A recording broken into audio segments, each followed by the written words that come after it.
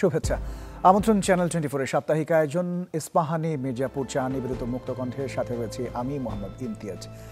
আসছে রোজার আগেই জাতীয় সংসদ নির্বাচন আয়োজন করার অনুরোধ জানিয়ে নির্বাচন কমিশনকে আনুষ্ঠানিকভাবে চিঠি দিয়েছে অন্তর্বর্তী সরকার। আর এর সাথে প্রধান উপদেষ্টা ডক্টর মোহাম্মদ ইউনূস গতকাল বলেছেন যে অন্তর্বর্তী সরকারের প্রথম অধ্যায় শেষ এবং শুরু হয়েছে দ্বিতীয় অধ্যায়।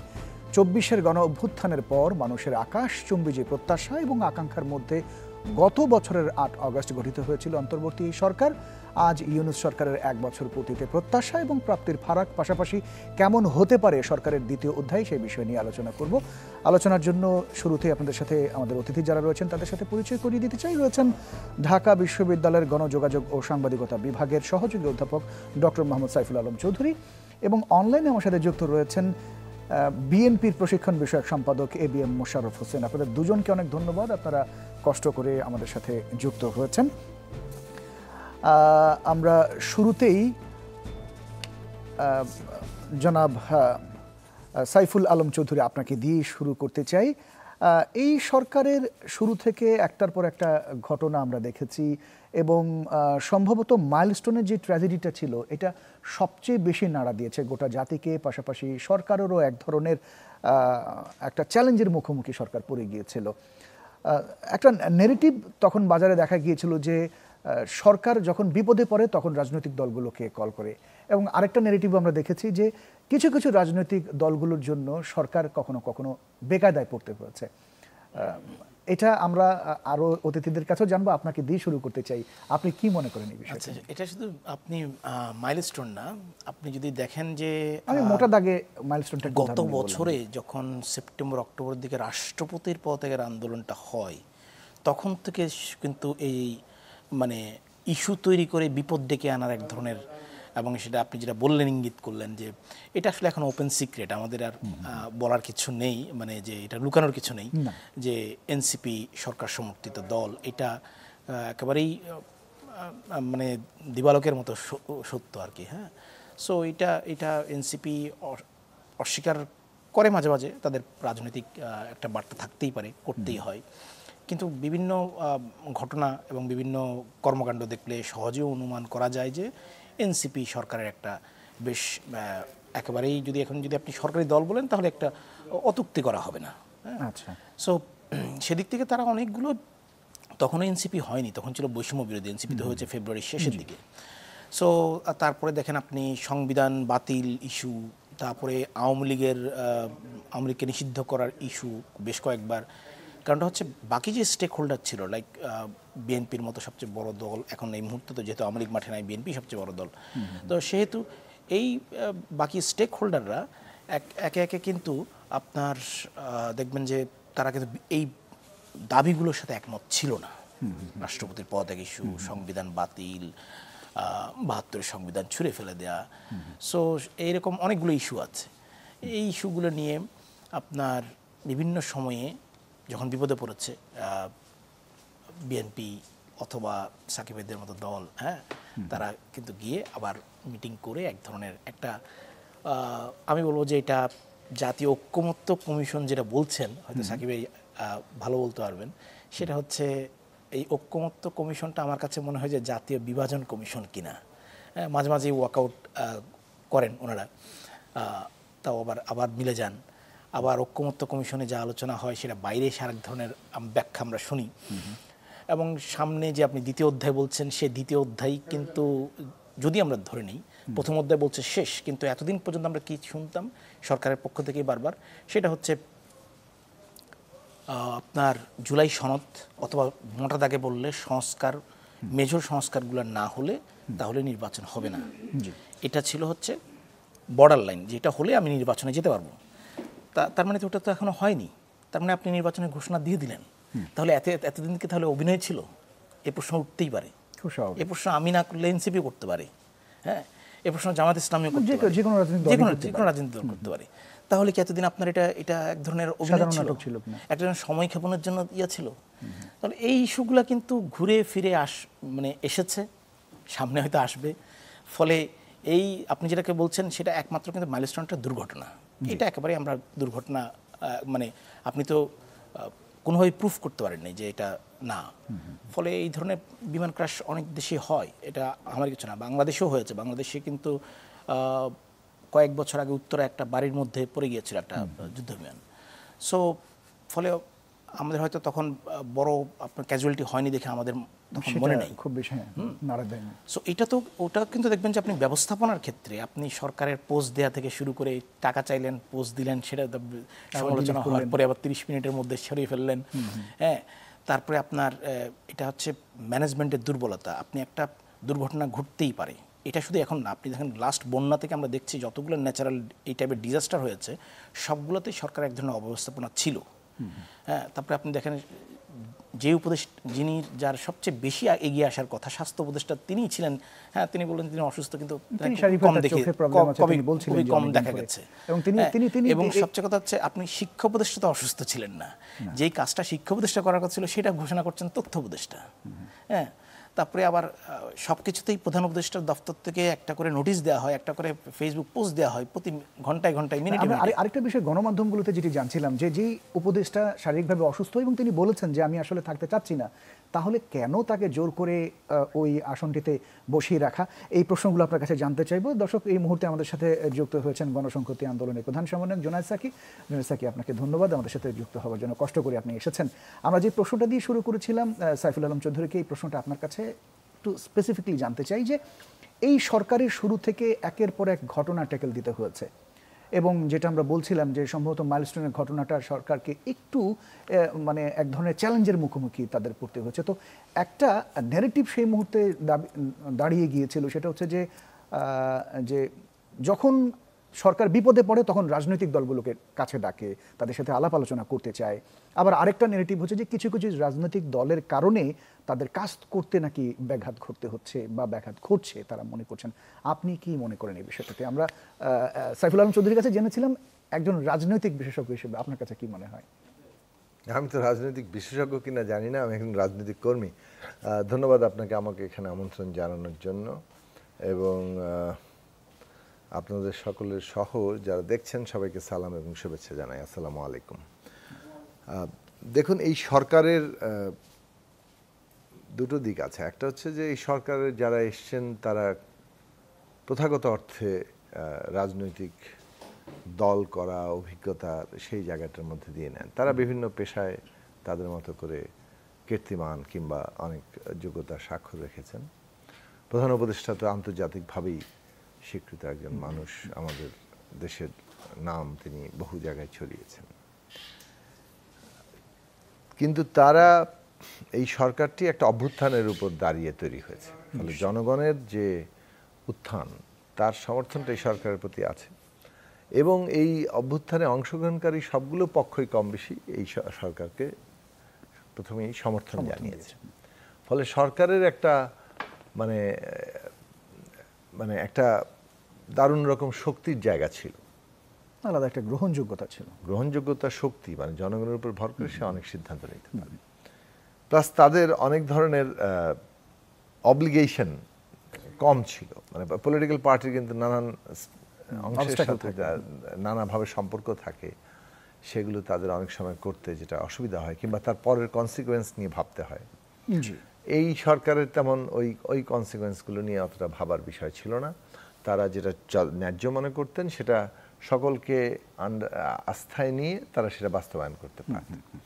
সেই জায়গাটাতেই আমরা মানে যখনই হোঁচট খেতে দেখেছিলাম একদম প্রথম দিকেই, তখন আমরা বারবার এটা বলতে শুরু করলাম যে একটা ন্যাশনাল পলিটিক্যাল কাউন্সিল কিংবা জাতীয় রাজনৈতিক কাউন্সিল করা দরকার। যেহেতু রাজনৈতিক দলগুলো সরকারে যোগ দেয়নি, কাজে সরকার এবং রাজনৈতিক দলের মধ্যে যাতে একটা ভালো আন্ডারস্ট্যান্ডিং থাকে, এবং সেই ক্ষেত্রে সরকার যা করতে চায় সেটা যাতে সকল পক্ষের সাথে আলোচনা করে নিতে পারে, এবং তখন তাদের সেটা এনফোর্স করতে অনেক শক্তি তারা পাবেন এবং বাধাগুলোকে তারা অতিক্রম করতে পারবেন। সরকার সেই ধরনের কোনো কাঠামোতে যায়নি। যখন তারা প্রয়োজন মনে করেছেন, মাঝে মধ্যে কখনো কোনো কোনো ইস্যু ভিত্তিক আলোচনা করেছেন, যেমন প্রথম আলোচনাটাই 13ই আগস্ট একটা ইস্যু ভিত্তিতে। কিন্তু 8ই আগস্ট সরকার গঠনের পরে যখন 5 থেকে 8 এই সময় সরকার গঠন নিয়ে আলোচনা চলছিল, কথা ছিল যে এটা সকল পক্ষ আলোচনা করবে। এখন হচ্ছে আমরা মানে অনেক পরে এসে এই পর্যালোচনা করছি, এটার মূল্য কতটা আছে সেটা নিয়ে প্রশ্ন অনেকে তুলতে পারেন, কিন্তু 5 থেকে 8 ওই সময়ে দায় কিন্তু একটা ইম্পর্টেন্ট ব্যাপার। সেই সময় সব পক্ষ শিক্ষার্থীদের উপরেই আমরা মানে দায়িত্বটা একভাবে দিয়ে দেওয়া হয়েছিল। এখন তখন তাদের দায়িত্ব ছিল যে রাজনৈতিক পক্ষ এবং অন্যান্য সমস্ত স্টেক হোল্ডারদের সাথে বসে একটা সরকার গঠনই কেবল নয়। এই যে আমি এসেই যে কথাগুলো শুনলাম, যে ধরেন অনেকগুলো প্রশ্নে পরবর্তীতে আমরা একমত হয়নি, যে কার অধীনে শপথ হবে, কোথায় শপথ হবে, সংবিধানের কি ভবিষ্যৎ হবে, নানান রকম প্রশ্ন নিয়ে। তাহলে এই যে এটা কি, মানে আমরা অভ্যুত্থানের মধ্যে কি অর্জন করলাম, কেউ কেউ এটাকে বিপ্লব বলছেন, ফলে পরবর্তী কেবল সরকার নয়, তার করণীয়টা কি হবে, কোর্সটা কি হবে, এইটার প্রশ্নেই কিন্তু রাজনৈতিক ডিরেকশনটা প্রথম ঠিক করা দরকার ছিল। ফলে কেবলমাত্র সরকারের প্রশ্নেই একটা মতামত নয়, সেটা প্রশ্নে তো মতামত সকলের নেওয়া উচিত।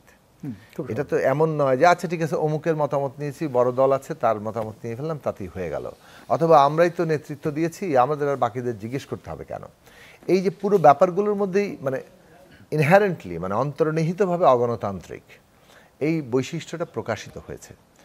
আপনি কাউকে যোগাযোগ করে না পেলে তাকে যোগাযোগ করবেন, কিন্তু আপনাকে ওই বৈঠককে যদি আপনি গুরুত্বপূর্ণ মনে করেন, সকলের মতামতকে যদি আপনি গুরুত্বপূর্ণ মনে করেন, তখন সকলকে আপনি হাজির করাটাই প্রধান কাজ হবে। এবং সেই জায়গাটা খুব জরুরি ছিল। এটার ফলে যেটা হয়েছে, সরকার একটা গঠিত হয়েছে কিন্তু তার করণীয় কিন্তু ঠিক হয়নি। এমনকি সরকার নিজে গঠিত হওয়ার পরে তারা যে রাজনৈতিক সকল পক্ষকে ডেকে একটা কোর্স অফ অ্যাকশন ঠিক করবেন, সেটাও তারা করেননি। যেন কোথা থেকে তাদের কোর্স অফ অ্যাকশন বোধহয় ঠিকঠাক করা। যাই হোক, কিছু প্রশ্নে তারা আলাপ করতে চাইছেন এবং মনে হলো যে তারা একটা বেশ নিজেরাই একটা অথরিটি, বাকিরা তো আসলে ঠিক যে সেফ কোঅর্ডিনেশনের জন্য হয়তো দরকার। সেইটা আমাদের কাল হয়েছে এবং এই 1 বছর ধরে যত অসঙ্গতি আমরা মনে করি পরিষ্কারভাবে ওইখান থেকে উচ্চারিত হচ্ছে যে আপনি বাকিগুলোর সাথে কোনো কোঅর্ডিনেশন মনে করছেন, আপনি নিজেই একটা অথরিটি মনে করছেন।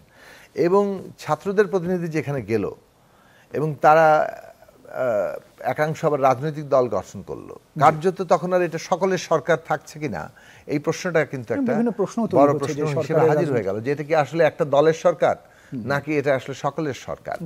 সেই জায়গাটা কিন্তু যে কেউ তুলতে পারেন। বলছি যে আমরা সমর্থন দিয়ে আছি, কিন্তু মানে সে কারণেই দেশের একটা গণতান্ত্রিক উত্তরণের জন্য অনেক প্রশ্ন আমরা জোরের সাথে তুলছি না, কিন্তু এই তোলাটা কিন্তু কেউ অস্বাভাবিক নয়, অযৌক্তিকও নয়, এবং তোলার যথেষ্ট গ্রাউন্ড আছে। সরকারের পক্ষপাত সেটাকে স্পষ্ট করে মাঝে মাঝে তোলে যে এই জায়গাটাতে কার সরকার এটা। এখন অভ্যুত্থান যে একটা কালেকটিভ ব্যাপার, এইটাকে আমরা স্বীকার করছি নাকি অভ্যুত্থান একটা মানে কোনো একটা বিশেষ গোষ্ঠী অভ্যুত্থানকে নেতৃত্ব দিয়েছে, বাকিরা বোধহয় সে মানে নামকা অবস্থায় সমর্থন দিয়েছিল অথবা এটার সাথে আছে। হ্যাঁ, এই জায়গাটা কিন্তু বিপজ্জনক জায়গা তৈরি করবে এবং ইতিহাসের এবং ঘটনার উপরে কর্তৃত্ব দখল তো ক্ষমতার সাথে সম্পর্কিত হয় এবং ওই কারণেই দখলটা করতে অনেকে চেষ্টা করে। এই প্রবণতাটাই মানে ফ্যাসিবাদী প্রবণতা। শেখ হাসিনা, আমি যেটাকে একটু মাঝে মাঝে বলি যে হাসিনাগিরি, মানে এটা শেখ হাসিনাকে ব্যক্তি হিসেবে চাইতে ওই অ্যাকশনটাকে দেখানো যে এই কাজটা করার মধ্যে দিয়ে। সো এইটা একটা প্রশ্ন আলোচনা করলাম। দ্বিতীয়ত হচ্ছে যে যেমন ধরুন আপনারা যে কথাটা বলছিলেন যে অনেকগুলো প্রশ্নে রাজনৈতিক দল কিংবা অনেকগুলো মানে সরকারকে নানা রকম কিছুটা অগোছালো, দোদুল্যমানতা, দীর্ঘসূত্রিতা, মনে হচ্ছে ঠিক এফেক্টিভ না এই গভর্নমেন্ট, এইগুলোতে আমরা দেখেছি।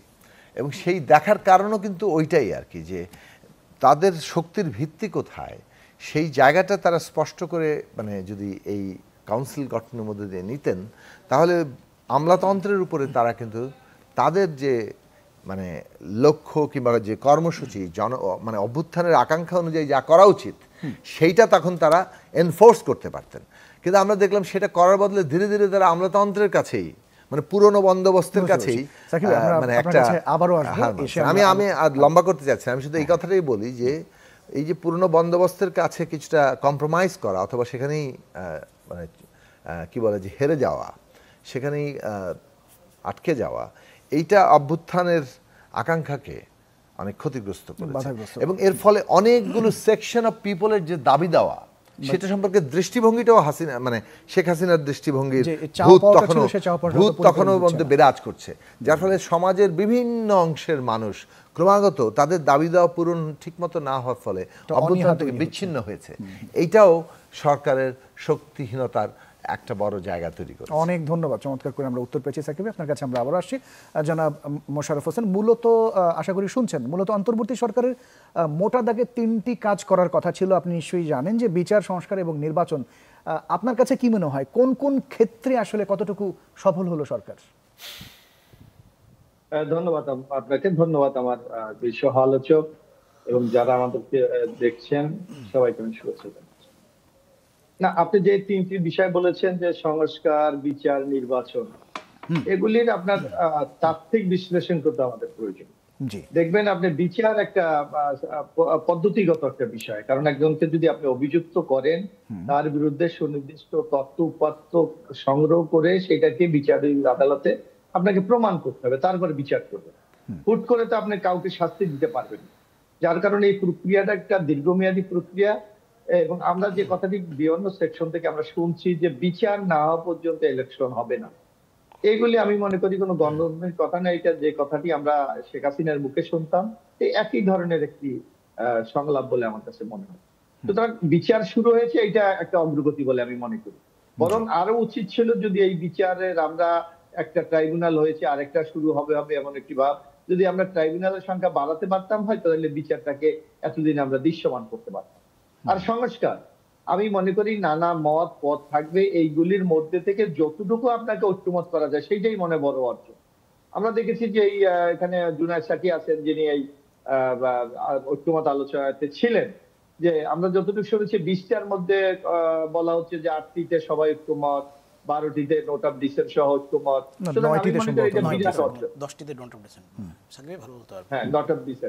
আপনি মনে করেন যদি 20টির মধ্যে 20টাই যদি হয়ে যায় তাহলে তো এখানে আলোচনার কোনো প্রয়োজন ছিল না, একটা অর্ডিন্যান্স দিয়ে বলতো যে এটা আমরা বাস্তবায়ন করে ফেলছি। সুতরাং এইটাও আমার একটা মনে বিরাট একটা গণতান্ত্রিক একটা প্রক্রিয়ার একটা অংশ, যে সবার মতকে এক জায়গায় এনে আপনি যতটুকু ঐক্যমত করতে পারেন সেটাও আপনার বিরাট অর্থ।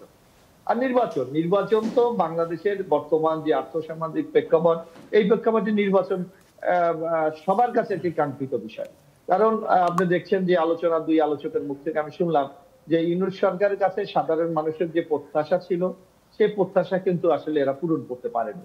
আপনি দেখেন, আমরা যদি একটা ফুটবল খেলার টিম আপনি চিন্তা করেন, একজন যদি মেসির মতো স্ট্রাইকার থাকে কিন্তু অন্যান্য যে সহ খেলোয়াড় গুলি থাকে তাদের যদি ওই ধরনের পারফরমেন্স বা ওই ধরনের যদি খেলার মাঠে ভূমিকা না থাকে তাহলে কিন্তু একজন স্ট্রাইকার কখনো দলকে জেতাতে পারবে না। এখানে এই ইন্টারিম গভর্নমেন্টের অবস্থাটা হয়েছে তাই। ডক্টর ইউনূস সাহেব একটা ইন্টারন্যাশনাল ফিগার, তার যেমন একটা সুখ্যাতি আছে, পাশাপাশি উনি যে উপদেষ্টাগুলিকে নিয়েছে আপনি দেখেন 4-5 জন উপদেষ্টা ছাড়া অনেকের নামেই বাংলাদেশের মানুষ জানেন। এই ক্ষেত্রে সফল হওয়া কিন্তু অত্যন্ত একটা কঠিন বিষয়, এবং সেই অবস্থার মুখোমুখি হয়েছে ডক্টর ইউনূস সাহেব, যে নানা ক্ষেত্রে যারা একটা বিশেষ শ্রেণীকে কিন্তু এই উপদেষ্টা মন্ডলীতে অন্তর্ভুক্ত করা হয়েছে, যারা অনেকে এটা একটু রঙ্গ করে বলে যে এটা একটা এনজিওগ্রাম গভর্নমেন্ট।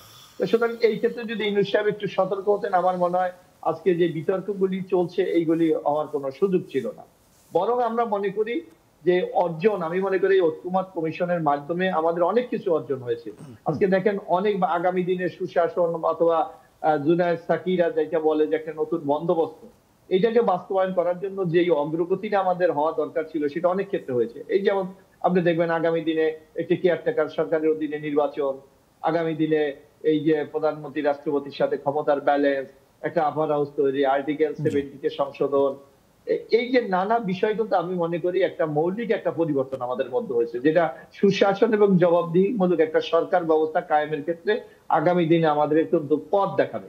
এখন হলে আপনি আইন আছে, আমাদের সংবিধানে অনেক কিছু বলা আছে।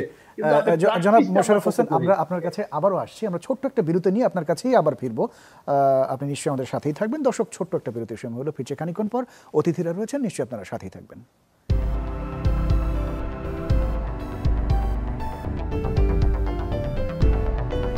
বিরতির পর আরও একবার স্বাগত ইস্পাহানি মির্জাপুর চা নিবেদিত মুক্ত কণ্ঠের সাথে রয়েছি মোহাম্মদ ইমতিয়াজ, আমার সাথে 3 জন অতিথি রয়েছেন।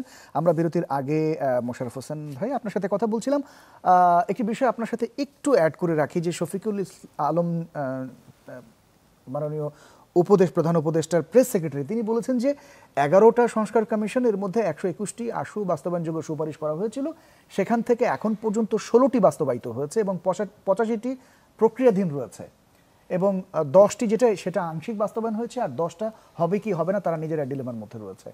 জি, আপনার উত্তরটা একটু জানাবেন, পাশাপাশি এই বিষয়টা নিয়ে একটু বলবেন। না, আপনি একটা জিনিস লক্ষ্য করবেন যে এই সরকার কিন্তু যে কোনো সিদ্ধান্ত যখন বাস্তবায়ন করে পরবর্তী সময় এগুলো কিন্তু জাতীয় সংসদে যারাই আগামী দিনে সংসদ সদস্য নির্বাচিত হবে তাদের মাধ্যমে আইনে পরিণত করতে হবে। এখন আমরা দেখেছি একদিকে ঐক্যমত কমিশনে কিছু আলোচনা হচ্ছে, আবার সরকার বলছে কিছু কিছু বিষয়ে আলোচনার প্রয়োজন নাই, সেগুলি তারা অটোমেটিক ইতিমধ্যে বাস্তবায়ন শুরু করেছে।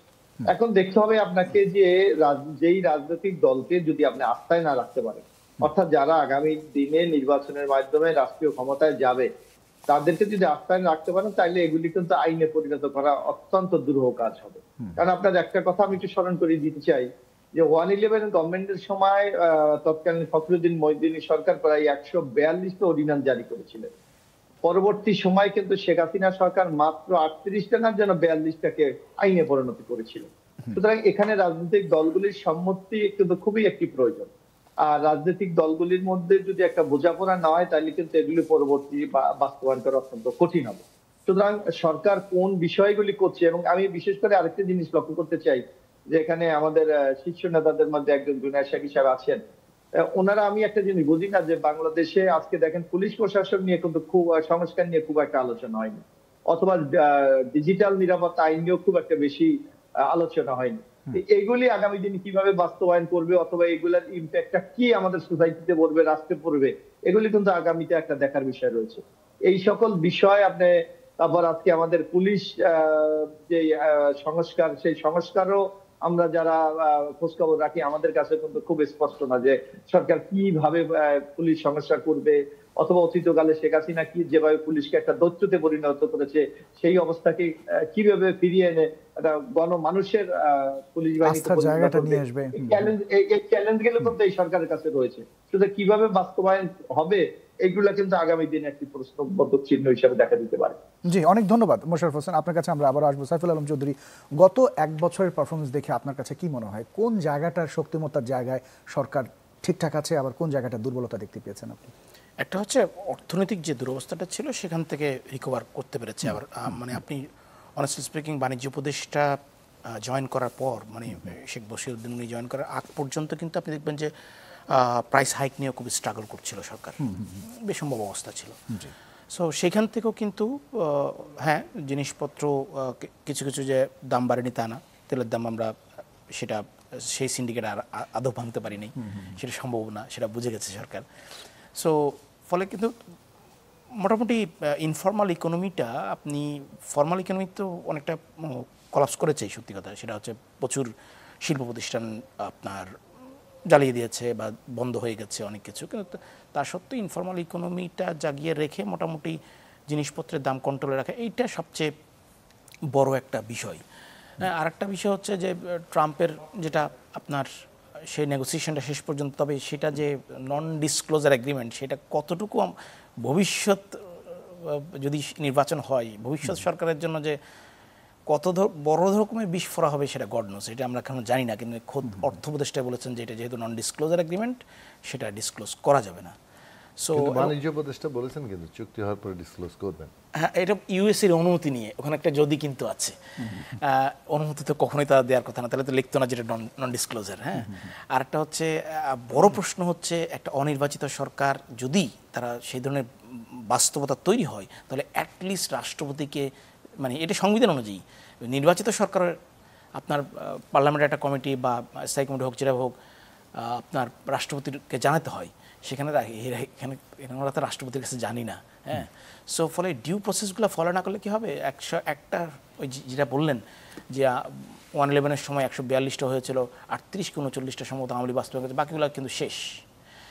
তো ফলে পরবর্তী গভর্নমেন্ট আসলে দেখলো যে তারা তো পলিটিক্যাল গভর্নমেন্ট, তাদের কাছে জনগণের দায়ভার আছে, তাকে এই এখন প্রেশার ক্রিয়েট করছে, তখন কিন্তু প্রেশার ক্রিয়েট করবে যে হ্যাঁ বলেন আমাকে যে আপনি কোন চুক্তি। কারণ দেখেন আমরা ইন্ডিয়ার সাথে হ্যাসেল চলছে, তারা কিন্তু বলছে যে না, আমরা আমাদের কৃষি এবং ডেইরি পণ্যের ইন্ডিয়ান পণ্যের উপর ব্যাঘাত করতে দিব না, তাই আমরা চুক্তি করব না বা আমরা তোমাদের সাথে কোনো নেগোসিয়েশন যাব না।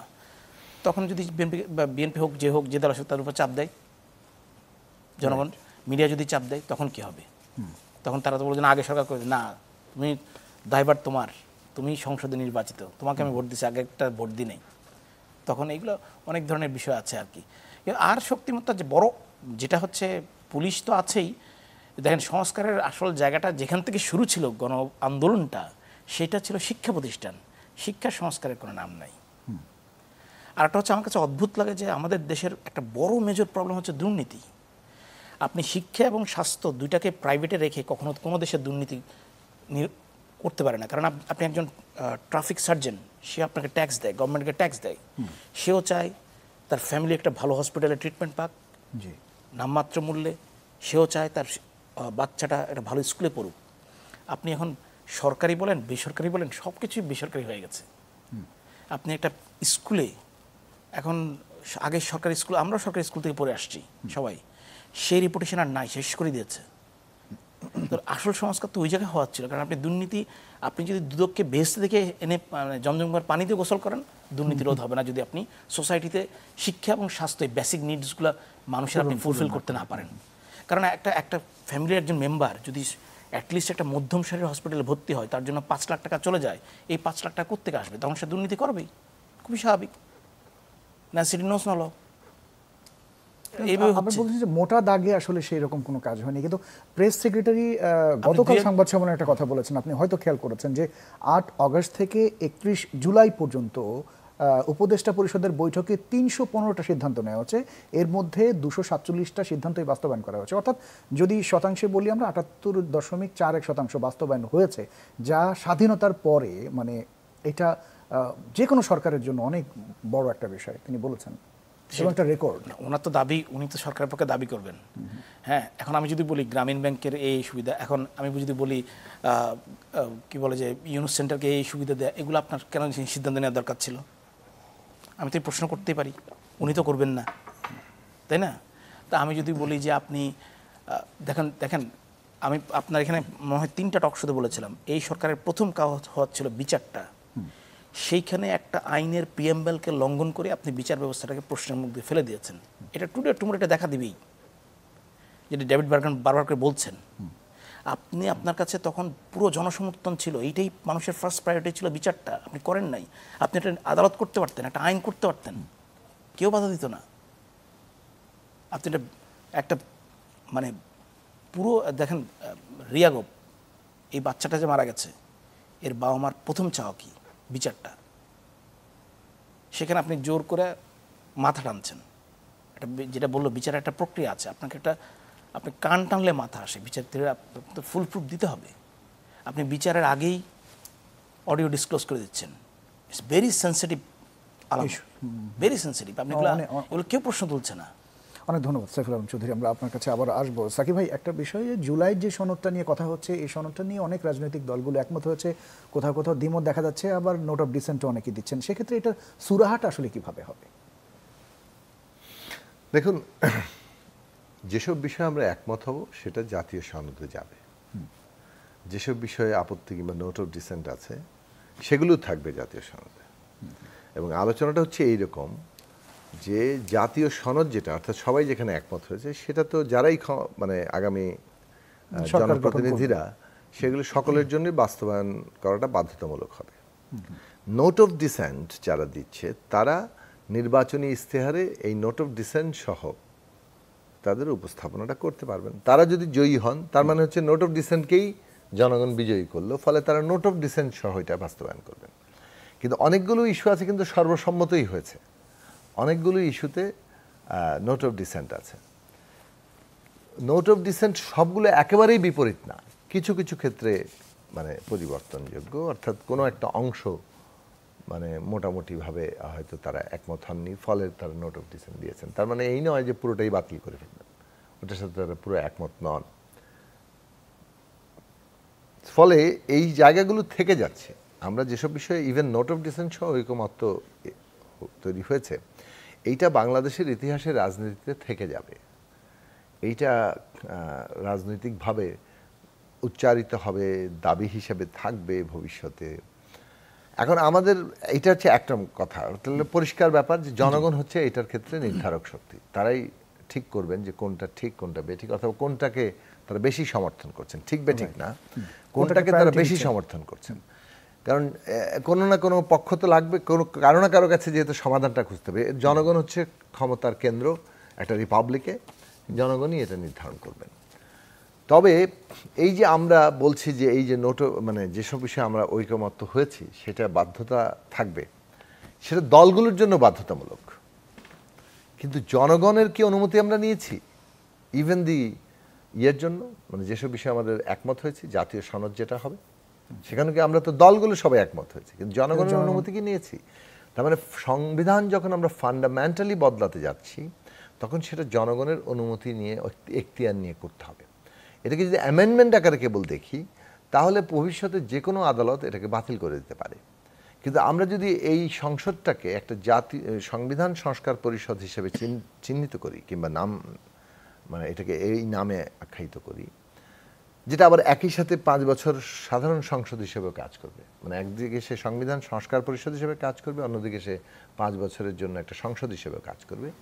দুটো নির্বাচন একই বিষয়, দুটো বিষয় একসাথে একই নির্বাচনই হবে। তাতে আমরা জনগণ এখতিয়ার দিচ্ছে এই সংসদকে যে আপনারা এই বিদ্যমান সংবিধানের ফান্ডামেন্টাল সংস্কার করতে পারবেন। কোন সংস্কার? যেসব বিষয়ে আমরা ইতিমধ্যে ঐকমত্য এসেছি, এবং যেসব সংস্কার প্রশ্নে রাজনৈতিক দলগুলো ইস্তেহারে উল্লেখ করে তারা জনগণের কাছে যাবে। এই যে এখতিয়ার, এই এখতিয়ারের মধ্য দিয়ে আসলে গণপরিষদে যেভাবে একটা নতুন সংবিধান লেখার এখতিয়ার পায়, সংস্কার পরিষদে সেভাবে সংবিধানের মৌলিক সংস্কার করার আমরা এখতিয়ার পাচ্ছি। তখন আর আদালত এটাকে চ্যালেঞ্জ করতে পারবে না, বরং আদালত এটাকে সুরক্ষা দিবে।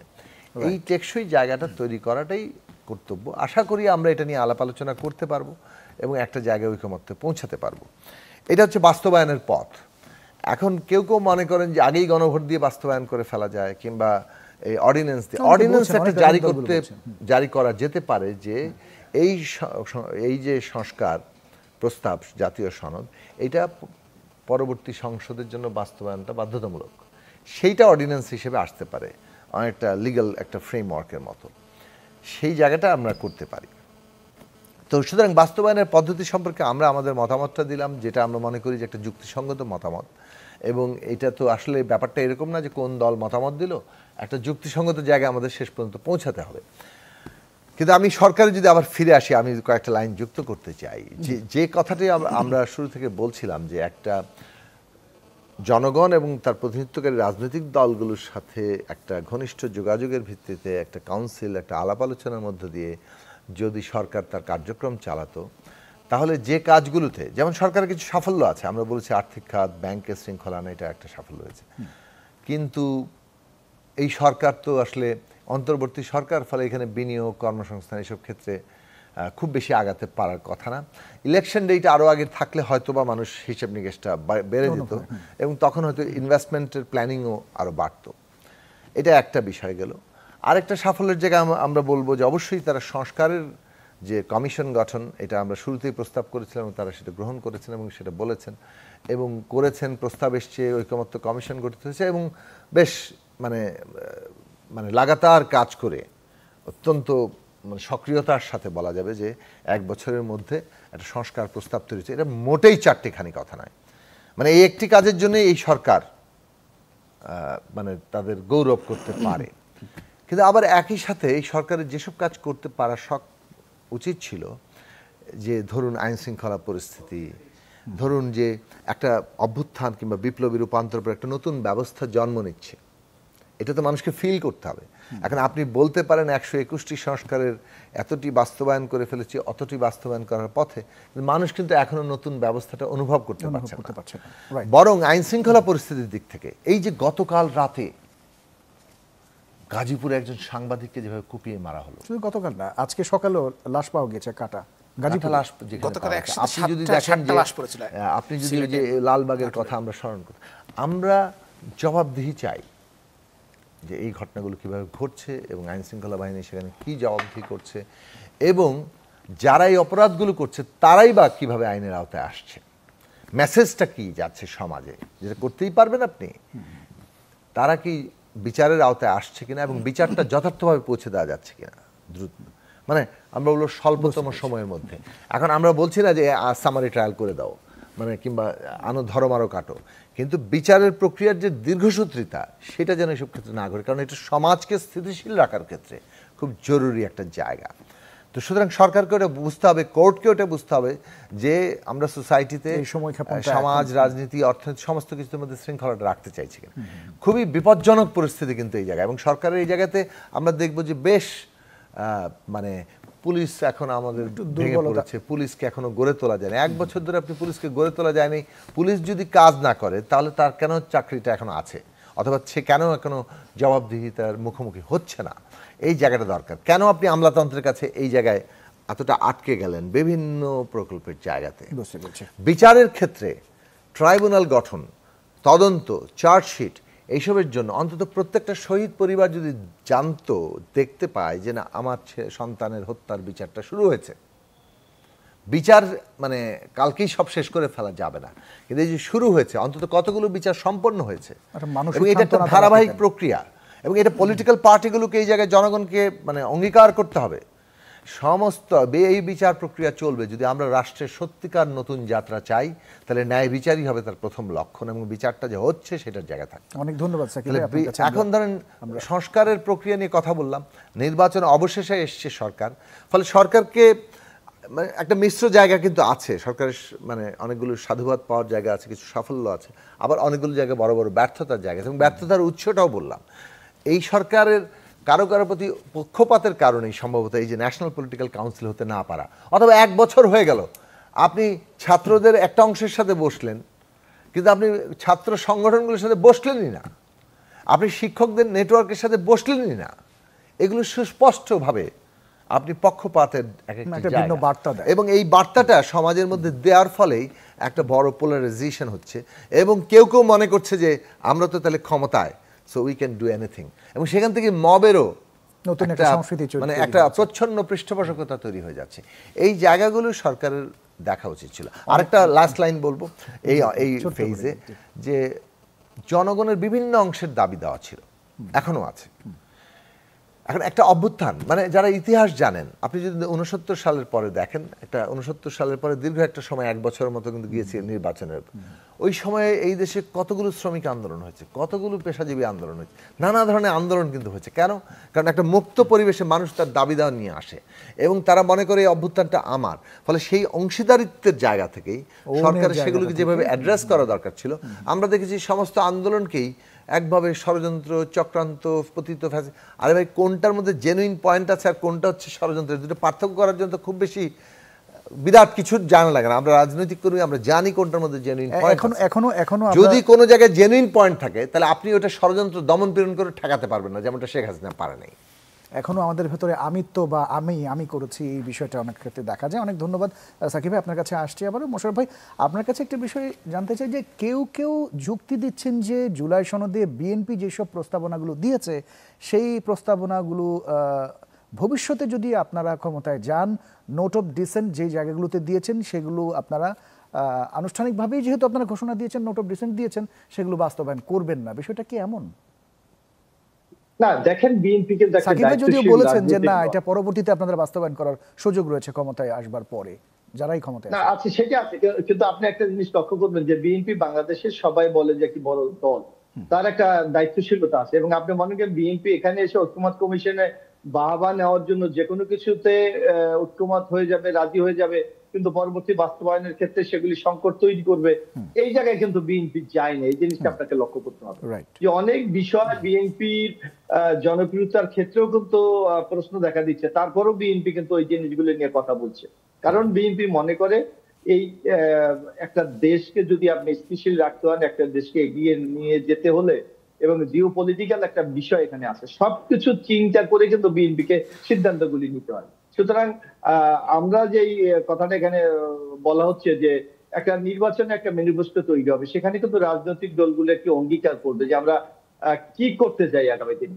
যদি জনগণ সেই রায়ের প্রতি সমর্থন দেয়, রাজনৈতিক দলগুলি অবশ্যই সেই অনুসারে তাদের আগামী দিনে কর্মপন্থা নির্ধারণ করবে, এবং ওই হিসাবে আগামী দিনে তাদের যে কমিটমেন্ট গুলি আছে সেগুলি বাস্তবায়ন করবে। এই ক্ষেত্রে বিএনপির মধ্যে কোনো দ্বিমত আছে বলে আমরা মনে করি না। আমাদের পক্ষ থেকে তো স্পষ্ট ভাষায় এই কথাগুলি বলা হয়েছে। ওকে, নির্বাচনের তফসিল ঘোষণার আগে জুলাই সনদকে জাতীয় সনদের অধ্যাদেশ এবং গণভোটের মাধ্যমে আইনি ভিত্তি প্রদান যদি করা না হয় তাহলে অন্তর্বর্তী সরকার সকল সংস্কার কার্যক্রম বিফলে যাবে, এই মন্তব্যটা করেছেন জামায়াতের নায়েবে আমির ডাক্তার সৈয়দ আব্দুল্লাহ মোহাম্মদ তাহের।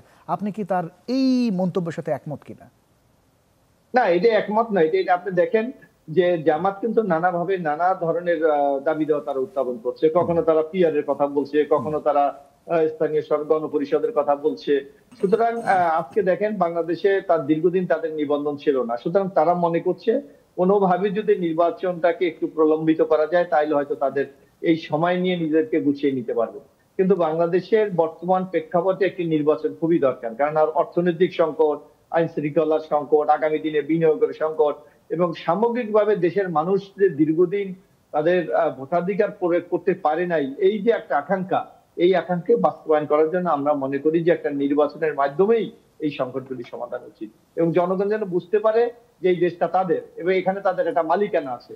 এই মালিকানা যখনই প্রতিষ্ঠা হবে আমার মনে হয় বাংলাদেশের অনেক সংকট থেকে আমরা বেরিয়ে আসতে পারবো।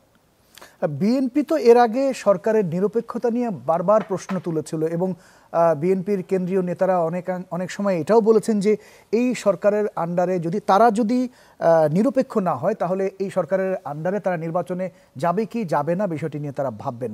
আপনাদের কাছে কি মনে হয়, এখন সরকার কি নিরপেক্ষ মনে হচ্ছে আপনাদের কাছে? না, আমরা বিএনপি একটা বড় রাজনৈতিক দল হিসাবে আমরা সরকারের কোথাও যদি দুর্বলতা থাকে, পক্ষপাতিত্ব থাকে, সেটা আমরা তুলে ধরে সরকারকে সঠিক পথে রাখার একটা আমরা চেষ্টা করি। যে কথাটি আপনি এখানেও আলোচনা হয়েছে যে একটি দলের প্রতি এই সরকারের একটি দুর্বলতা আছে, এটা কিন্তু স্পষ্ট। কারণ প্রধান উপদেষ্টা উনি বলেছিলেন যে একটি নতুন রাজনৈতিক দল গঠিত হচ্ছে, তাদেরকে কিছু সময় দেওয়া দরকার, অথবা নানা কর্মকাণ্ডের মাধ্যমে বাংলাদেশের মানুষের কাছে কিন্তু এই বদ্ধমূল ধারণাটা জন্মেছে যে এই সরকার কোনো একটা দল বা গোষ্ঠীর উপর তারা কিছুটা দুর্বল, যা সাধারণের মানুষের কাছে এই তার নিরপেক্ষতা নিয়ে একটা প্রশ্নবোধক চিহ্ন দেখা দিচ্ছে অনেক ক্ষেত্রে। তো এই বিএনপি তো নির্বাচন নিয়ে অনেক কথা বলেছিল যে একটা সুনির্দিষ্ট রোডম্যাপ থাকা দরকার। ইতোমধ্যে প্রধান উপদেষ্টা ঘোষণা দিয়েছেন রোজার আগে নির্বাচন হচ্ছে। এখন কি বিএনপি সন্তুষ্ট? না, আমাদের দলের পক্ষ থেকে ইতিমধ্যে লক্ষ্য করেছেন যে আমাদের মহাসচিব ইতিমধ্যে কিন্তু অভিনন্দন জানিয়েছে এবং খুব দ্রুত এই প্রক্রিয়া মাধ্যমে নির্বাচনটাকে দৃশ্যমান করার জন্য আমাদের দলের পক্ষ থেকে আহ্বান জানাচ্ছে। আমরা মনে করি নির্বাচন যত ঘনিয়ে আসবে তখন বাংলাদেশের এই ইন্টেরিয়াম গভর্নমেন্ট যে সংকটগুলি মোকাবেলা করছে আমার মনে হয় সেগুলা থেকে অনেকটা আমাদের উত্তরণ সম্ভব হবে।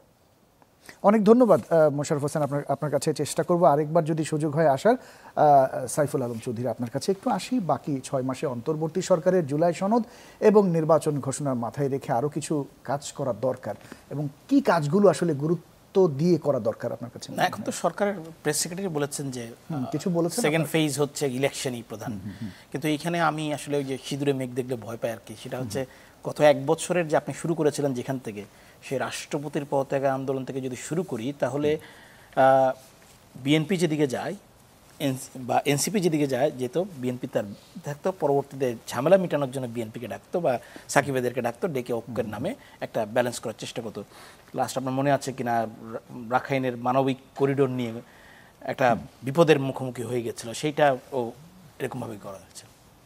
তো ফলে এখন পর্যন্ত জামায়াত ইসলামী, এনসিপি এবং ইসলামী কয়েকটা দল যে তারা যেভাবে যেই সুরে কথা বলছে তাতে আমার কাছে মনে হচ্ছে, ধরেন আমি এটা হাইপোথেটিক্যালি বলছি, ধরেন বেশিরভাগ 30টা বা 31টা দল যে যায় তাদের মধ্যে এই 3-4টা দল তারা বলল যে আমরা এইভাবে চাই না জুলাই সনদটা, আচ্ছা এটা চাই না। আচ্ছা ঠিক আছে, তারপর করে ফেললেন আপনি। ধরেন যেটা জুলাই ঘোষণাপত্রের কথা বলছে, যেমন হাসনাত আব্দুল্লাহ তো বলেই ফেলেছে যে এই জুলাই ঘোষণাপত্র আসলে আমরা এক ধরনের মানে তাদের আশা হতো, ঠিক আছে। এখন তারপরে তারা ডিক্লার দিলে আমরা ইলেকশনে যাব না, জুলাই সনদ করে ফেলেছেন আপনি, করেন, আমি ইলেকশনে যাব না, তখন কি হবে? তখন আপনি এমনিতে ইনক্লুসিভনেস থাকছে না মানে ফর্মাল ডেফিনিশনে, তখন তো আরও তাহলে কি সেই এক পেশে নির্বাচন হয়ে যাবে আরও, এই প্রশ্ন তখন দেখা দিবে। ফলে এটা বড় কাজ আর কি, মানে জুলাই সনদকে ঘিরে। আর ওইদিকে তো বাকিটা নির্বাচন কমিশনের কাজ, নির্বাচন কমিশন কতটুকু স্বাধীনভাবে করতে পারছে এটা আসলে সামনের দিনে দেখা যাবে, এখনই বলাটা মুশকিল। অনেক ধন্যবাদ সাইফুল ভাই। সাকিব ভাই, আপনার কাছে একটু এক বাক্যে জানতে চাই যে এই আগামী আসছে নির্বাচন নিয়ে কি কি চ্যালেঞ্জ দেখতে পান আসলে আপনি? প্রধান চ্যালেঞ্জটা হবে হচ্ছে বাস্তবায়ন পদ্ধতি কি হবে সেটা নিয়ে একটা ঐকমত্যের জায়গা দরকার। সেটা একদিক থেকে পলিটিক্যাল পার্টিগুলোর মধ্যে মানে যে মিনিমাম ঐকমত্য না থাকলে একটা জটিলতার সৃষ্টি হতে পারে। তবে সবচেয়ে বড় যে জায়গাটা নিয়ে হবে সেটা হচ্ছে নির্বাচনের পরিবেশ। মানে আগামী নির্বাচনটি সুষ্ঠু, অবাধ, গ্রহণযোগ্য হতে হবে এবং সেই জায়গাটাতে আপনার পরিবেশটা খুব জরুরি।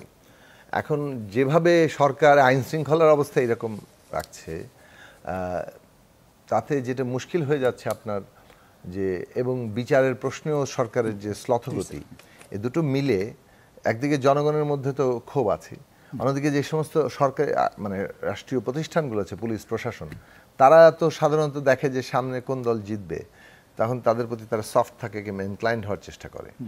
এইটা লেভেল প্লেইং ফিল্ড তৈরি করতে গেলে বাধা দিবে। এই ক্ষেত্রে নির্বাচন কমিশন এবং সরকারের উদ্যোগ হবে রাজনৈতিক দলগুলোর মধ্যে একটা এখন থেকে আচরণবিধি কি হবে এটা পরিষ্কারভাবে ঠিক করা, এবং সেই বিষয়ে প্রত্যেকেই যেই ভঙ্গ করবে সেটাকে একটা ব্যাপকভাবে সিরিয়াসলি অ্যাকশনে যাওয়া এবং দলগুলোকে ডেকে দ্রুত সেই অ্যাকশনের জায়গাটা করা।